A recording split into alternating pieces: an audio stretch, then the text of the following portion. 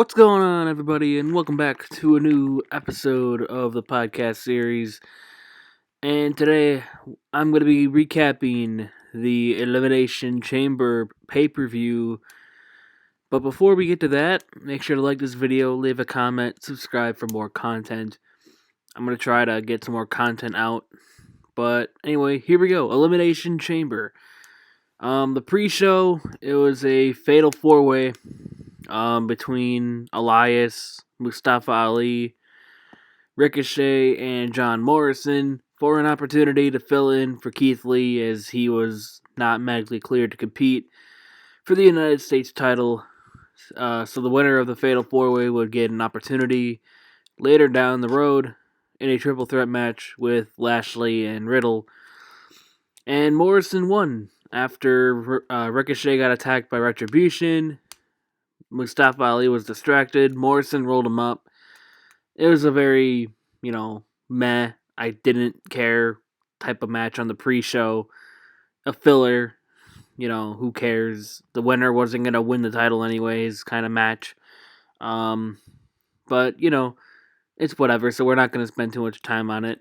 So then we're going to kick off the main show with the SmackDown Elimination Chamber match, where the winner faces Roman Reigns on the spot for the Universal title. Obviously, we know Roman was going to win the match the whole night, no matter who it was. But it was a good match. It was a pretty good match. It had a lot of surprises.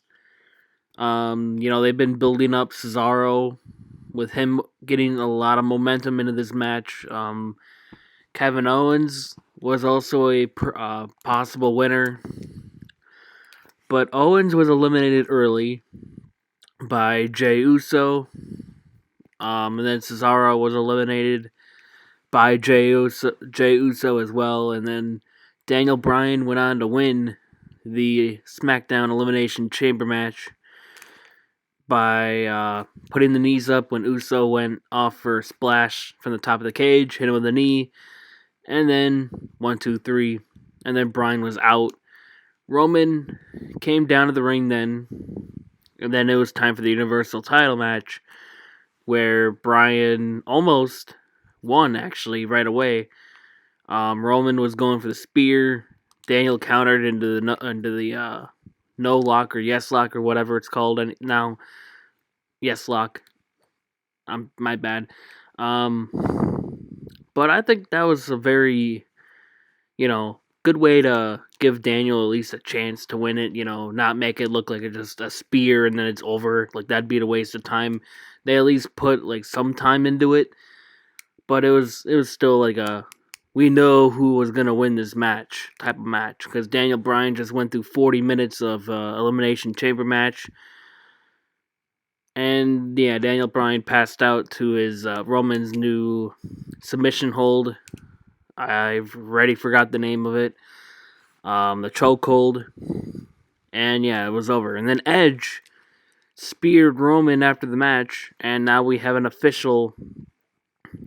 for WrestleMania, where it's Roman Reigns versus Edge for the Universal Championship at WrestleMania. Yeah, it's been built up for a while, so we kind of figured it would happen. I kind of wish they would have booked it like Edge having a issue with all three champions and then having to pick who, but we knew it was going to be Edge and Roman once Edge was always on SmackDown. He was never on Raw or NXT. He showed up in NXT for one time. I kind of wish they would have done it like he has a bone to pick with Balor and McIntyre and Roman, and then I don't know. But, it's going to be a good match. Roman Edge Mania. Going to be a good match. I can't wait. It's going to be 2 nights of WrestleMania. But, yeah. The next match was the United States Championship triple threat between Bobby Lashley, John Morrison, and Riddle. And Riddle actually won the match. He's the new United States champion. It was a very, it was a good match. I'm not great, but whatever type of match. But at the end, it was actually kind of exciting because Riddle and Morrison teamed up, and then they took out Lashley. Morrison and Riddle would brawl. Then Lashley came back in. Morrison introduced the crutch that MVP was holding on to because he hurt his knee legit on Monday last week. And then Morrison didn't hit Lashley with it because Lashley would counter with the hurt lock. And then Riddle hit Lashley with the crutch like 3 times and then pinned Morrison after hitting his finisher. And it was over. It was a pretty good match. And Riddle is now a singles champion, which is pretty, a good move, I think. It was a good move to do. A good booking decision there. The next match I didn't really care for because we knew who was going to win. It was Shayna Baszler and Nia Jax versus Banks and Belair for this, I was about to say the SmackDown Women's Championship. No, the Women's Tag Team Championships. And Nia Jax and Shayna Baszler retained. Not a shock. Reginald came down, distracted Banks and Belair, handed Banks a bottle of champagne to use as a weapon. Banks declined.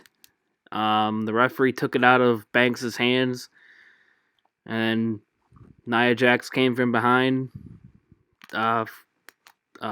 Samoan drop. 1, 2, 3, it was over, and Jax and Baszler are still your tag team champions. I don't know. I knew who was going to win. I didn't really pay close attention. I was on Twitter most of the match because it was like, meh. It was a filler match. Predictable. I didn't care. Now we're getting to the good stuff. The WWE Championship Elimination Chamber. Now here's where things got a lot more interesting. So Randy and Jeff Hardy started the match. And then Drew McIntyre came in. And then Kofi Kingston came in, and Kofi Kingston eliminated Randy Orton. And that's when I thought, around there, The Fiend would have returned. And they would have set up their match for Mania. But there was no Fiend at all. And I predicted that The Fiend would return to cost Randy Orton the match and build up their feud even more. But that didn't happen. And there was also no, Alexa Bliss torture in there. No Alexa Bliss segment. So Randy was eliminated. And then all 5 competitors get in the ring. There's a while for another elimination. Kofi's gone. Then it's down to Sheamus, Drew, AJ, and Hardy. Hardy gets eliminated after a brogue kick. And then Sheamus got eliminated by AJ with a phenomenal forearm. We knew who was going to win after that. And then Drew pins AJ. The Chamber match was a pretty good match. I kind of figured Drew would retain. But then after the match, Bobby Lashley attacked Drew McIntyre. And I thought it would set up a Bobby Lashley-McIntyre feud for WrestleMania. But then The Miz came down to cash in his contract, and it turned into The Miz winning the WWE Championship. The Miz won the title. The Miz cashed in his contract. He hit a DDT. McIntyre kicked out. But then the skull-crushing finale finished it. And Miz is your new WWE champion. At first, back when The Miz won the briefcase, I didn't know if they would actually be serious enough to give him a push. To give him a WWE title reign. But they were. And I'm actually kind of excited to see what happens now.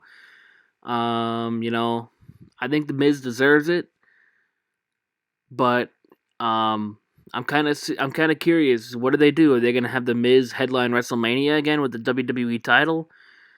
I think it's gonna happen. I mean, obviously he has it now, but like, I wonder if they're gonna be doing some stupid storyline with the McIntyre wins it at Fastlane, or because Fastlane is March 21st. Yeah. Um. So I wonder what's gonna happen with that. Um. So yeah, that's my coverage of the Elimination Chamber pay-per-view. My thoughts. I personally think it was a good event. Um, you know, booking I think was pretty good. Um, you know, all that. Perfect. Perfect night. But make sure to like this video, leave a comment, subscribe for more content. I'm going to try to grind out more content. And peace. I am out.